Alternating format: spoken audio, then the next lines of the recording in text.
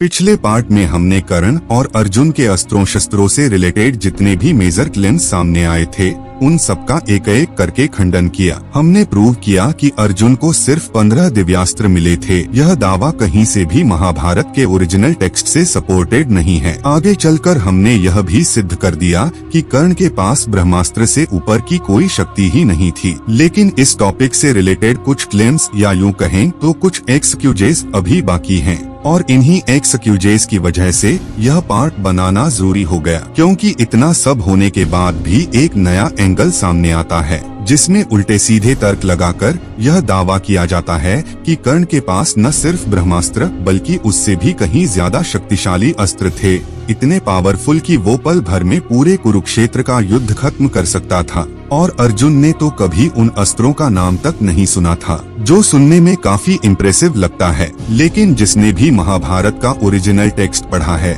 उसे पता है कि इस तरह के बड़े बड़े क्लेम्स के पीछे या तो मिसइंटरप्रेटेड रेफरेंस होते हैं या फिर कॉन्टेक्स्ट से बाहर खींची गई लाइनें। तो आज हम इसी काम को अंजाम देंगे। हर एक एक्सक्यूज को एक एक करके ओरिजिनल महाभारत टेक्स्ट के रेफरेंस से ब्रेक करेंगे ताकि सच्चाई सबके सामने आ सके। तो बिना टाइम वेस्ट किए चलिए शुरू करते हैं।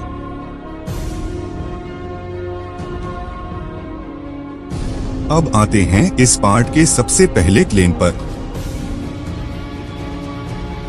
तो क्लेम यह है कि अर्जुन ने महादेव से पाशुपतास्त्र कर्ण से लड़ने के लिए ही मांगा था। और इसके पीछे का लॉजिक यह दिया जाता है कि भीष्म पितामह और द्रोणाचार्य के वध के लिए शिखंडी और धृष्टद्युम्न पहले से ही मौजूद थे। और जब अर्जुन ने पाशुपतास्त्र मांगा उस समय उसने भीष्म, द्रोण, कृपाचार्य और कर्ण का नाम लिया, जबकि कर्ण के अलावा बाकी सबका इंतजाम पहले से ही था। इसी से यहाँ यह सिद्ध होता है कि अर्जुन ने यह अस्त्र सिर्फ कर्ण के लिए मांगा था। और इसी से यह सिद्ध करने का प्रयास किया जाता है कि कर्ण के पास ब्रह्मास्त्र से भी ज्यादा शक्तिशाली ऐसे अनेकों दिव्यास्त्र थे, जिनके कारण अर्जुन को ब्रह्मांड का सबसे विनाशकारी अस्त्र महादेव से मांगना पड़ा।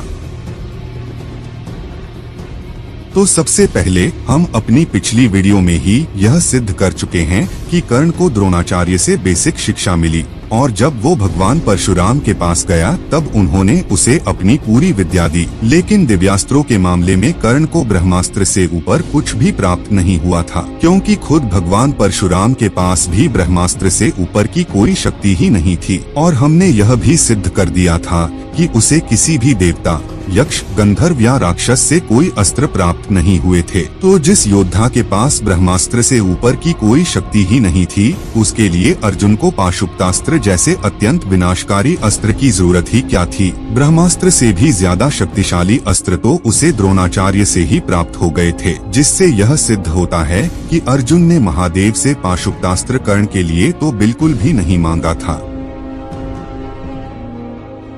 तो अब सवाल उठता है कि अगर कर्ण के लिए नहीं तो आखिर अर्जुन को पाशुपतास्त्र चाहिए ही क्यों था। तो इसका जवाब यह है कि कौरव योद्धाओं में सिर्फ कर्ण जैसे कमजोर योद्धा ही नहीं थे जिन्हें अर्जुन आसानी से परास्त कर देता, बल्कि उसमें भीष्म पितामह, द्रोणाचार्य, कृपाचार्य और अश्वत्थामा जैसे महापराक्रमी योद्धा भी थे जिन्हें काफी सारे अस्त्रों शस्त्रों का ज्ञान प्राप्त था। और ठीक यही बात धर्मराज युधिष्ठिर ने आरण्यक पर्व के अंतर्गत अर्जुन से एकांत में कही है, जो कुछ इस प्रकार से है। भीष्म और द्रोण अतिरथी हैं, कृपाचार्य और अश्वत्थामा सहज ही में जीतने योग्य नहीं हैं। अब यहाँ ध्यान दिया जाए तो यहाँ युधिष्ठिर ने केवल 4 योद्धाओं का वर्णन किया जिन्हें आसानी से हराया नहीं जा सकता था, जिसमें कर्ण का नाम तक नहीं है, क्योंकि उन्हें भी भगोड़े कर्ण की असली हैसियत पता थी। हालांकि आगे चलकर उन्होंने कर्ण का भी नाम लिया था, पर उसके लिए उन्होंने ऐसा नहीं कहा कि उसे हराया नहीं जा सकता। वो सिर्फ ये कहते हैं कि कर्ण दिव्यास्त्रों को जानता है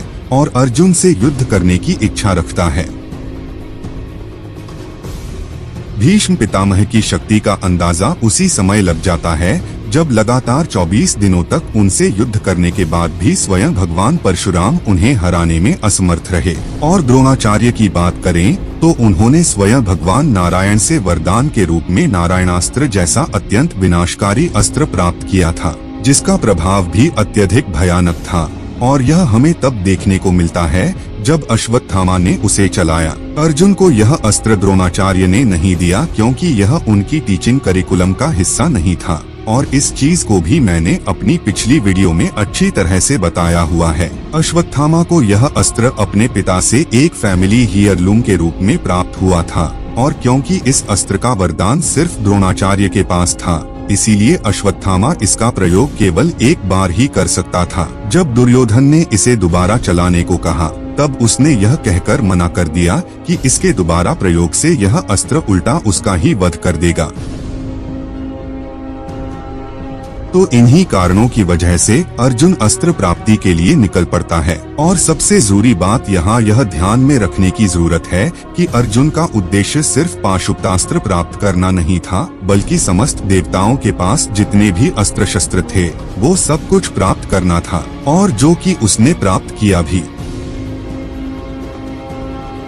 अब आते हैं उस लॉजिक पर जो इस क्लेम की नींव है। तो हाँ, यह सत्य है कि भीष्म पितामह और द्रोणाचार्य के वध के लिए शिखंडी और धृष्टद्युम्न पहले से ही थे, लेकिन यहाँ ध्यान में रखने वाली बात यह है कि शिखंडी और धृष्टद्युम्न नीति के विधान थे, स्ट्रेटेजिक प्लानिंग नहीं। भीष्म ने खुद कहा था कि वो शिखंडी के सामने शस्त्र नहीं उठाएंगे, और धृष्टद्युम्न का जन्म ही द्रोण के वध के लिए हुआ था। लेकिन इसका यह मतलब बिल्कुल भी नहीं है कि केवल इन दोनों के भरोसे अर्जुन इन महारथियों से निश्चिंत हो जाता, क्योंकि ये दोनों भले ही उनके वध के लिए जन्मे थे, परंतु इनके पास इतनी शक्ति नहीं थी कि वो बिना किसी सहारे के उनका वध कर सकें। अगर इन दोनों की शक्तियों की तुलना भीष्म पितामह और द्रोणाचार्य की शक्ति से करें, तो पता चलता है कि ये अकेले उनका वध करने के लायक ही नहीं थे। और यहाँ एक और जरूरी बात यह है कि अर्जुन ने महादेव से पाशुपतास्त्र उन सब से लड़ने के लिए मांगा था, न कि उन सब के वध के लिए, क्योंकि ऐसा जरूरी नहीं था कि अर्जुन शिखंडी और धृष्टद्युम्न के भरोसे उन्हें नजरअंदाज कर दे। युद्ध भूमि में उसकी भेंट किससे हो जाए, इसकी कोई गारंटी नहीं थी। और अगर अर्जुन के पास उनसे भी अधिक शक्तिशाली दिव्यास्त्र न होते, तो वो उनका वध करने से रहा, बल्कि उल्टा वो सब ही अर्जुन का वध कर देते। तो अर्जुन ने जो कुछ भी प्राप्त किया वो सिर्फ दूसरों का वध करने के लिए नहीं, बल्कि खुद की रक्षा के लिए भी प्राप्त किया। और सबसे बड़ी बात यह है कि अर्जुन ने भगवान शिव से पाशुपतास्त्र मांगते समय सिर्फ कर्ण, द्रोण, कृपाचार्य और भीष्म पितामह का ही नाम नहीं लिया, बल्कि उनसे यह भी कहा कि वो उस पाशुपतास्त्र को प्रदान करें जिससे वो युद्ध में दानव, राक्षस, भूत, पिशाच, गंधर्व और सर्पों को भी भस्म कर सके। जिससे पता चलता है कि यह अस्त्र एक ब्रॉड वॉर पर्पस के लिए था, न कि किसी एक योद्धा के लिए, और कर्ण जैसे भगोड़े योद्धा के लिए तो बिल्कुल भी नहीं। अर्जुन के पास कर्ण के वध के लिए इससे पहले भी काफी सारे दिव्यास्त्र थे, लेकिन कर्ण के पास ब्रह्मास्त्र से ऊपर कुछ नहीं था। लेकिन फिर भी यह जबरदस्ती साबित करने का प्रयास किया जाता है कि अर्जुन ने पाशुपतास्त्र कर्ण के कारण ही मांगा था, और ऐसा करने का सिर्फ एक ही उद्देश्य होता है, ताकि यह दिखाया जा सके कि जिस योद्धा के लिए अर्जुन को ब्रह्मांड का सबसे शक्तिशाली दिव्यास्त्र महादेव से प्राप्त करना पड़ा, वो कितना शक्तिशाली रहा होगा। लेकिन इसके लिए भी सिर्फ चेरी पिकिंग का ही इस्तेमाल किया जाता है, और जिसका हमने अभी अभी खंडन भी किया है। तो पाशुपतास्त्र को कर्ण से जोड़कर उसकी महानता सिद्ध करने का यह प्रयास महाभारत के ओरिजिनल टेक्स्ट से कहीं से भी सपोर्टेड नहीं है। तो यह हुआ इस क्लेम का पूरा सर्वनाश। अब आगे बढ़ते हैं।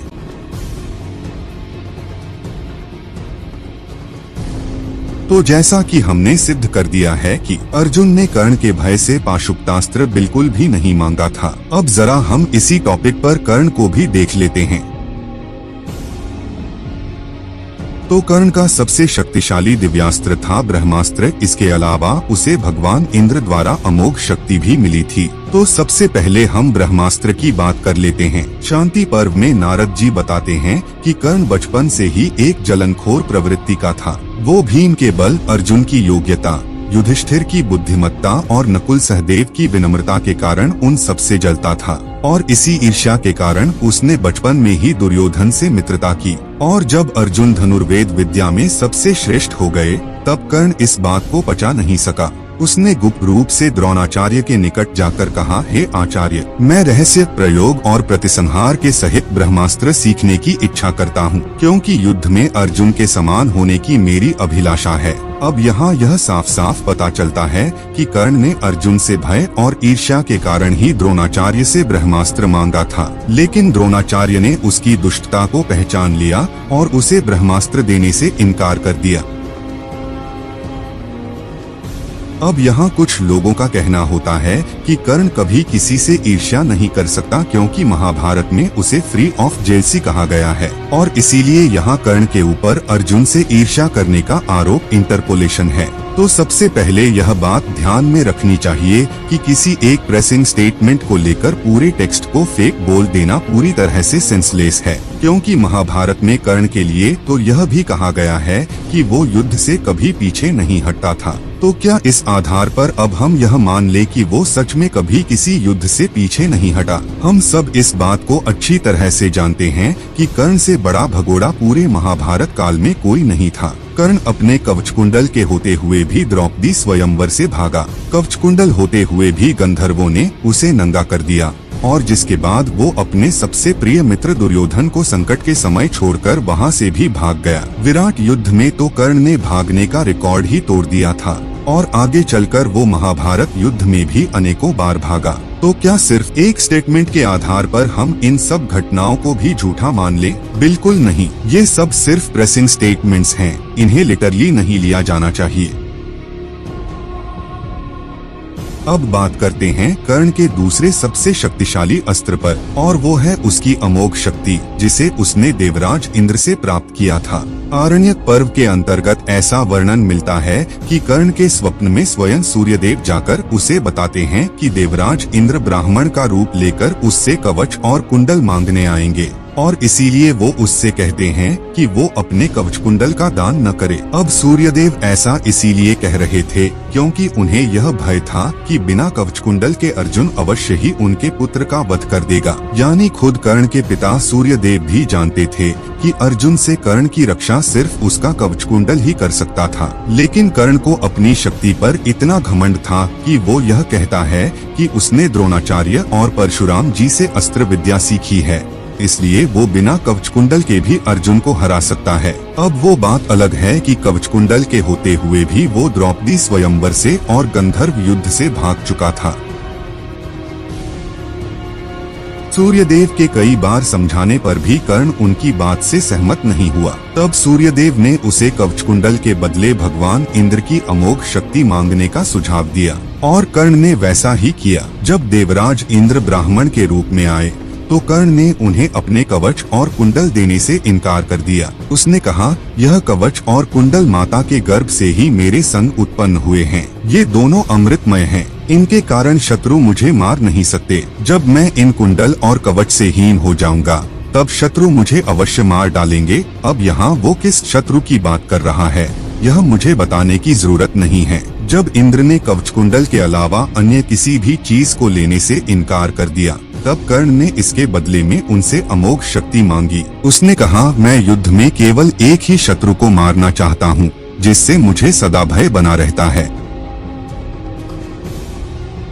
कर्ण ने यहाँ स्पष्ट रूप से कहा है कि उसे सिर्फ एक ही शत्रु से भय बना रहता है, और यह बात उसने तब कही जब वो अपने कवच कुंडल का दान करने वाला था, जिससे ये भी साफ साफ पता चलता है कि उसे कवच कुंडल के रहते हुए भी अर्जुन से भय बना रहता था, और इसी कारण उसने द्रोणाचार्य से ब्रह्मास्त्र और देवराज इंद्र से अमोघ शक्ति मांगी, क्योंकि उसे अर्जुन के लिए ही ऐसा अस्त्र चाहिए था जो कभी व्यर्थ न जाए। तो यहाँ रियलिटी एकदम अलग है। अर्जुन ने किसी के भय से पाशुपतास्त्र नहीं मांगा, वो हम पहले ही सिद्ध कर चुके हैं। बल्कि यहाँ तो कर्ण ने ही अर्जुन से भय के कारण द्रोणाचार्य से ब्रह्मास्त्र और इंद्र से अमोघ शक्ति मांगी थी।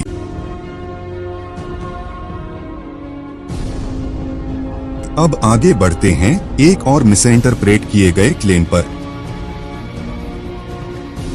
यह दावा किया जाता है कि आरण्यक पर्व में स्वयं धर्मराज युधिष्ठिर ने कहा था कि कर्ण को ब्रह्मा जी के सारे अस्त्र शस्त्र प्राप्त थे, और इसी से यह सिद्ध करने का प्रयास किया जाता है कि कर्ण के पास न सिर्फ ब्रह्मास्त्र बल्कि ब्रह्मशिर और ब्रह्मदंड जैसे जितने भी ब्रह्मा जी के अस्त्र शस्त्र थे वो सब कुछ उसे प्राप्त थे। तो चलिए अब जरा इसकी भी रियलिटी जानने से पहले एक बार हम इसके पूरे कॉन्टेक्स्ट पर नजर डाल लेते हैं। आरण्यक पर्व के अंतर्गत जब धर्मराज युधिष्ठिर महाबली भीमसेन से कौरव योद्धाओं की शक्तियों के बारे में बात कर रहे थे, तभी उनके सामने वेदव्यास आ पहुँचे। उन्होंने युधिष्ठिर से कहा, हे महाबाहो, मैं ध्यान के द्वारा तुम्हारे हृदय की बात को जानता हूँ। भीष्म, द्रोणाचार्य, कृपाचार्य, कर्ण और द्रोणपुत्र अश्वत्थामा के कारण जो भय तुम्हारे हृदय में बना हुआ है उसका मैं विधिपूर्वक नाश करूँगा। अब यहाँ ध्यान देने वाली बात यह है कि यह भय युधिष्ठिर को था, और वो भी सिर्फ कर्ण के कारण नहीं बल्कि सभी प्रमुख कौरव योद्धाओं के कारण। इसके बाद वेदव्यास युधिष्ठिर को सुझाव देते हैं कि वो अर्जुन को अस्त्र प्राप्ति के लिए भेजें। और फिर एक दिन एकांत में युधिष्ठिर ने अर्जुन से कहा, इस समय भीष्म, द्रोणाचार्य, कृपाचार्य, कर्ण और अश्वत्थामा चारों चरण से युक्त धनुर्वेद में प्रतिष्ठित हैं। वे लोग सभी ब्राह्म, दैव और आसुर अस्त्र प्रयोगों को यत्न और चिकित्सा के समेत पूर्ण रूप से जानते हैं, और यह वही स्टेटमेंट है जिसे दिखाकर यह सिद्ध करने का प्रयास किया जाता है कि कर्ण के पास ब्रह्मा जी के समस्त अस्त्रों शस्त्रों का ज्ञान प्राप्त था। तो चलिए अब हम युधिष्ठिर के इस स्टेटमेंट की भी रियलिटी जानने की कोशिश करते हैं। और एक चीज यहाँ ध्यान में रखने की जरूरत है कि हम यहाँ सिर्फ कर्ण की ही बातें करेंगे, बाकी सभी योद्धाओं को छोड़कर, क्योंकि बाकी योद्धाओं के पास ये अस्त्र थे या नहीं उससे हमारा कोई लेना देना नहीं है। तो यहाँ युधिष्ठिर का कहना था कि कर्ण को ब्रह्मा जी के साथ साथ सभी देवताओं और सभी असुरों के समस्त अस्त्रों शस्त्रों का ज्ञान प्राप्त था, जबकि हम पहले ही यह सिद्ध कर चुके हैं कि कर्ण के गुरु भगवान परशुराम के खुद के पास ब्रह्मास्त्र से ऊपर की कोई शक्ति ही नहीं थी। तो जब गुरु के पास ही ब्रह्मशिर और ब्रह्मदंड नहीं थे तो शिष्य के पास ये सारे अस्त्र कहाँ से आते? इस एक बात से ही यह सिद्ध हो जाता है कि कर्ण के पास ब्रह्मा जी के समस्त अस्त्रों का ज्ञान नहीं था।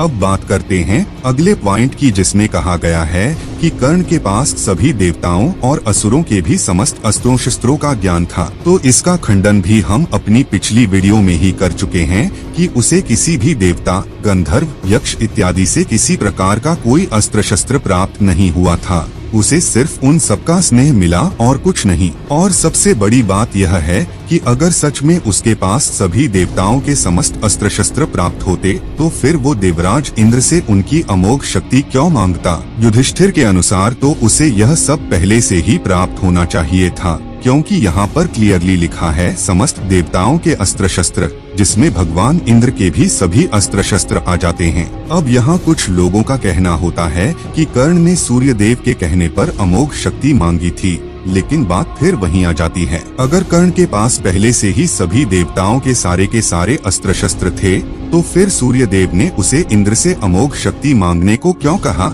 और कर्ण ने खुद भी यह बात स्वीकार किया कि उसे यह अस्त्र सिर्फ इसीलिए चाहिए था क्योंकि उसे सदा ही अर्जुन से भय बना रहता था, जिससे यह साफ साफ पता चलता है कि उसके पास देवराज इंद्र के भी सारे अस्त्र शस्त्र नहीं थे। तो फिर बाकी देवताओं या असुरों की क्या ही बात करें। और सबसे जरूरी बात यह है कि यह उसी धर्मराज युधिष्ठिर का स्टेटमेंट है जिन्होंने यह भी कहा था कि अगर कर्ण उनके साथ होता तो वो स्वयं भगवान श्री कृष्ण को भी पराजित कर देते। जब युधिष्ठिर के ऐसे अनेकों एक्सट्रीम इमोशन स्टेटमेंट्स हैं तो इनमें से किसी एक को लिटरल फैक्ट की तरह नहीं लिया जा सकता।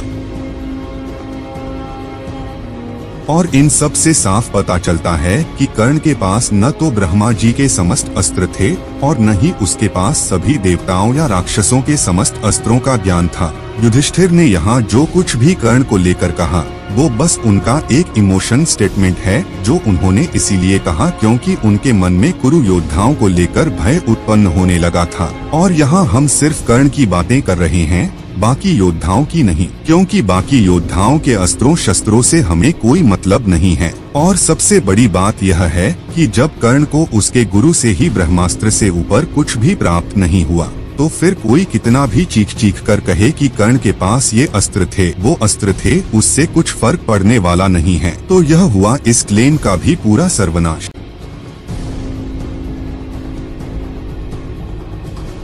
अब आता है एक और बेहद कंफ्यूजिंग और हेवीली मिसरिप्रेजेंटेड क्लेम, जिसमें ये वाला रेफरेंस दिखाकर यह दावा किया जाता है कि यहाँ शांति पर्व में वेदव्यास जी ने खुद कहा था कि कर्ण के पास ऐसे अनेकों अननोन वेपन्स थे जिनसे वो पल भर में पूरे कुरुक्षेत्र का युद्ध खत्म कर सकता था, लेकिन उसने सिर्फ मानवता के लिए ऐसा नहीं किया। और यह बात उन्होंने अर्जुन और अश्वत्थामा के सामने कही थी। तो सबसे पहले मैं यह चीज क्लियर करना चाहूँगा कि यह रेफरेंस शांति पर्व का नहीं बल्कि सौप्तिक पर्व का है, और यह दोनों पर्व अलग अलग हैं। चलिए अब आगे बढ़ते हैं और इस रेफरेंस से रिलेटेड कॉन्टेक्स्ट को डिटेल में समझते हैं। सौप्तिक पर्व के अंतर्गत जब अश्वत्थामा दुर्योधन की मृत्यु पर क्रोधित होकर एकांत में बैठा हुआ था, तभी उसकी दृष्टि एक उल्लू पर पड़ी जिसने नींद में सोए हुए सभी कौओं का वध कर दिया, और इसी से प्रेरित होकर अश्वत्थामा पांडवों का वध करने निकल पड़ा। पांडवों के विशाल शिविर में घुसकर उसने धृष्टद्युम्न, शिखंडी और कई अन्य योद्धाओं के साथ साथ द्रौपदी के 5 पुत्रों का वध कर दिया। इस पर क्रोधित होकर महाबली भीमसेन अश्वत्थामा का वध करने निकल पड़े। तब भगवान श्री कृष्ण ने युधिष्ठिर को बताया कि अश्वत्थामा के पास उसके पिता द्वारा दिया गया ब्रह्मशिर नामक अस्त्र है जो पूरी पृथ्वी को नष्ट करने में सक्षम है, इसीलिए अश्वत्थामा से भीमसेन की रक्षा करनी चाहिए। उसके बाद बाकी पांडव श्री कृष्ण के साथ भीम की रक्षा करने उसके पास जा पहुँचे। उन सबको एक साथ देखकर अश्वत्थामा घबरा गया और फिर उसने अपना ब्रह्मशिर अस्त्र उन सबके ऊपर छोड़ दिया। तब श्री कृष्ण के सुझाव से अर्जुन ने भी अपना ब्रह्मशिर अश्वत्थामा के ब्रह्मशिर के ऊपर छोड़ दिया ताकि वो उसे शांत कर सके। परंतु जैसे ही वो दोनों अस्त्र आपस में टकराने वाले थे, तभी उनके बीच स्वयं भगवान नारद और वेदव्यास जी प्रकट हो गए, क्योंकि अगर वो दोनों अस्त्र आपस में टकरा जाते तो पूरी पृथ्वी का ही विनाश हो जाता। और द्रोणाचार्य ने भी अर्जुन को यह अस्त्र देते समय यही बात कही थी। और फिर इसी के बाद वेदव्यास जी ने कहा, पुराने समय में नाना अस्त्रों को जानने वाले जो महारथी हो गए हैं, उन्होंने कभी इस अस्त्र का प्रयोग मनुष्यों पर नहीं किया था। और ये यही स्टेटमेंट है जिसको दिखाकर कर्ण के अस्त्रों द्वारा पूरे महाभारत युद्ध को पल भर में खत्म करने का क्लेम किया जाता है। अब अगर यहाँ इसे ध्यान से देखा जाए तो यहाँ कर्ण का नामो निशान तक नहीं है, और पल भर में पूरे कुरुक्षेत्र के युद्ध को खत्म करने जैसी भी कोई बात नहीं लिखी हुई है। यहाँ सिर्फ यह कहने का प्रयास किया जा रहा है कि पुराने समय में ऐसे अनेकों महारथी हुए हैं जिन्हें ब्रह्मशिर जैसे अनेकों अस्त्रों का ज्ञान प्राप्त था, परंतु उन्होंने कभी भी मनुष्यों के विरुद्ध इनका प्रयोग नहीं किया। इन्हीं में से एक थे गुरु द्रोणाचार्य, जिनके पास ब्रह्मशिर और नारायणास्त्र जैसे अत्यंत विनाशकारी दिव्यास्त्र होते हुए भी कभी उनका इस्तेमाल नहीं किया, क्योंकि ऐसे अस्त्रों को मनुष्यों के विरुद्ध चलाना अनैतिक बताया गया है। तो यहाँ अनेकों महारथियों के एग्जाम्पल में द्रोणाचार्य जैसे योद्धाओं को फिट किया जा सकता है। उनके अलावा भी यहाँ अनेकों महारथियों, योद्धाओं या ऋषिमुनियों को भी फिट किया जा सकता है जिनके पास ऐसे अनेकों दिव्यास्त्र प्राप्त थे, परंतु उन सब ने कभी भी उन दिव्यास्त्रों का प्रयोग नहीं किया। लेकिन कर्ण को बिल्कुल भी नहीं, क्योंकि हम पहले ही सिद्ध कर चुके हैं कि कर्ण के पास ब्रह्मास्त्र से ऊपर की कोई शक्ति नहीं थी।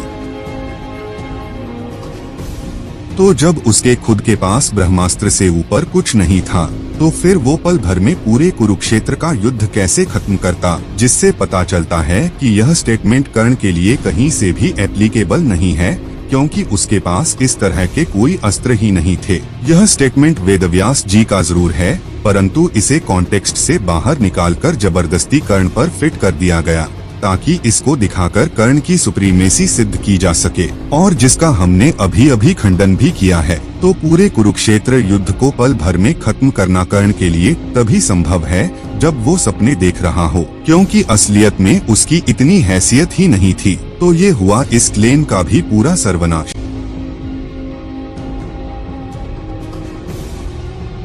अब आगे एक और क्लेम सामने आता है, और यह क्लेम भी पिछले क्लेम से जुड़ा हुआ है, या यूं कहें तो कर्ण के सो कॉल्ड अननोन वेपन्स का ही एक एग्जाम्पल है। तो क्लेम कुछ इस प्रकार का है कि कर्ण ने कुरुक्षेत्र युद्ध के 17वें दिन भार्गवास्त्र का संधान करके सबके होश उड़ा दिए थे, और यह सिर्फ एक एग्जाम्पल था कर्ण के उन असंख्य दिव्यास्त्रों का जिनका प्रयोग करके वो पूरे महाभारत के युद्ध को पल भर में खत्म कर सकता था। तो नो डाउट भार्गवास्त्र वाला टॉपिक काफी उलझा हुआ है, और अगर हम इसी वीडियो में उस पर एकदम डिटेल में चर्चा करने लग जाएं, तो यह वीडियो और भी ज्यादा लंबी हो जाएगी। इसलिए हम इस पर किसी और वीडियो में विस्तार से चर्चा करेंगे, परंतु फिर भी हम इस ओवर ग्लोरिफाइड अस्त्र का शॉर्ट में ही नाश कर देते हैं।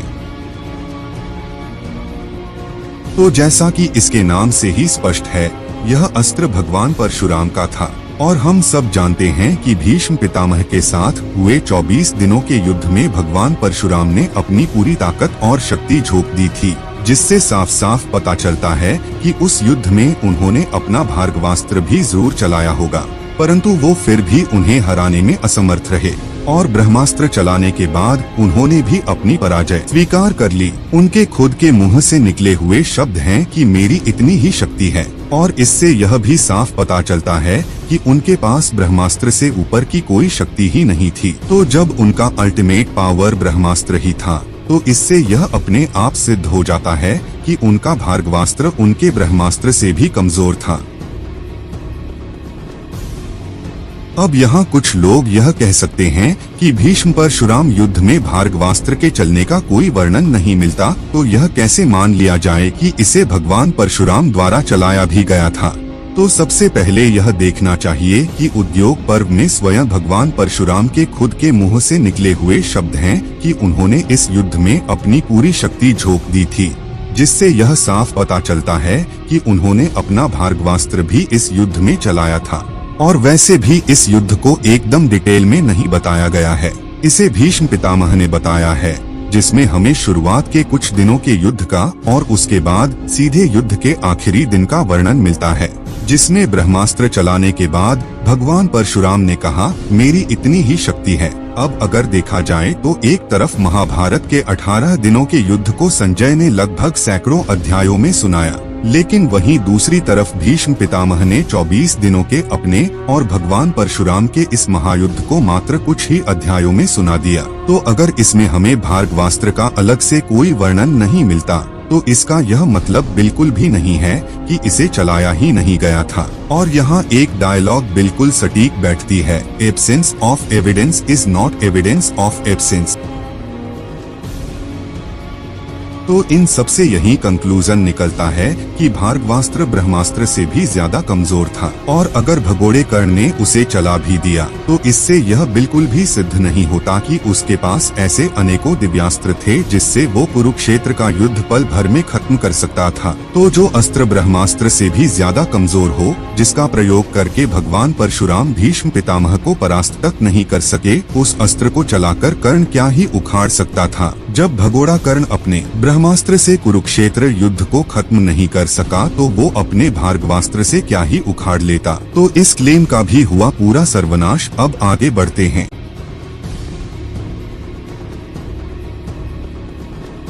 जब कर्ण के अस्त्रों शस्त्रों से रिलेटेड कोई ढंग का पॉइंट नहीं बचता, तो एक नया एक्सक्यूज सामने आता है। यह दावा किया जाता है कि भगवान परशुराम ने भीष्म पितामह से युद्ध के दौरान अपने फरसे का भी इस्तेमाल नहीं किया। तो क्या अब यह मान लिया जाए कि उनके पास फरसा था ही नहीं, और इसी आधार पर यह सिद्ध करने का प्रयास किया जाता है कि भगवान परशुराम ने उस युद्ध में अपनी पूरी शक्ति लगाई ही नहीं थी। उनके पास अनेकों ऐसे दिव्यास्त्र थे जिनसे वो पल भर में भीष्म पितामह को परास्त कर देते, और उनका फरसा तो ब्रह्मास्त्र से भी कई गुना ज्यादा शक्तिशाली था। तो सबसे पहले यह बात ध्यान में रखने वाली है कि फरसा एक फिजिकल वेपन है, हाथ से चलाया जाने वाला हथियार, और दिव्यास्त्र एक अलग चीज होती है। दिव्यास्त्र मंत्र शक्ति से एक्टिवेट होते हैं, परंतु फरसा इससे बिल्कुल अलग है। अब यहाँ मेरे कहने का ये मतलब बिल्कुल भी नहीं है कि भगवान परशुराम का फरसा एकदम नॉर्मल था। उनका फरसा अवश्य ही दिव्य रहा होगा, और ये भी हो सकता है कि उनका फरसा ब्रह्मास्त्र से भी कई गुना ज्यादा शक्तिशाली रहा हो, परंतु जब वो खुद समय के अनुसार कमजोर पड़ गए, तब उनका फरसा भी उसी के अनुसार धीरे धीरे दिव्य से एकदम नॉर्मल हो गया होगा। भगवान परशुराम ने उस युद्ध में अपने धनुष से अनेकों दिव्यास्त्रों का प्रयोग किया और अंत में अपने सबसे शक्तिशाली दिव्यास्त्र ब्रह्मास्त्र का भी प्रयोग किया। उसके बाद भी जब वो भीष्म को परास्त नहीं कर सके, तब उन्होंने अपनी पराजय स्वीकार कर ली और खुद उद्योग पर्व में भगवान परशुराम ने कहा, मैं अत्यंत दुर्बुद्धि हूँ क्योंकि मैं भीष्म से पराजित हो गया। और उनके पितरों ने भी उन्हें सीधे कहा, हे पुत्र, तुमने भीष्म के साथ पर्याप्त युद्ध किया, तुम पराजित हो गए हो, युद्ध भूमि से हट जाओ। तो यहाँ यह एकदम स्पष्ट है कि भीष्म पितामह के साथ युद्ध में भगवान परशुराम ने अपनी पूरी शक्ति लगाई और फिर अपनी पराजय भी स्वीकार की। अब अगर उनके पास सच में कोई ऐसा दिव्य अस्त्र या शस्त्र होता जो ब्रह्मास्त्र से भी ज्यादा शक्तिशाली था, तो वो उसका प्रयोग जरूर करते। भगवान परशुराम एक वीर और अभिमानी योद्धा थे। अगर उनके पास कोई और पावरफुल हथियार होता तो वो उसे बिना चलाए कभी हार नहीं मानते। तो ये कोई क्लेम नहीं बल्कि सिर्फ एक एक्सक्यूज है कि उन्होंने अपना फरसा नहीं चलाया, इसलिए उनकी पूरी शक्ति नहीं लगी। यह पूरी तरह से बेसलेस है और महाभारत के टेक्स्ट से कहीं से भी सपोर्टेड नहीं है। उन्होंने अपने फरसे का प्रयोग क्यों नहीं किया, इसका सीधा सा जवाब यही है कि हो सकता है कि समय के साथ उनका फरसा भी एकदम डिवाइन से नॉर्मल हो गया होगा, तो इस एक्सक्यूज का भी हो गया पूरा सर्वनाश।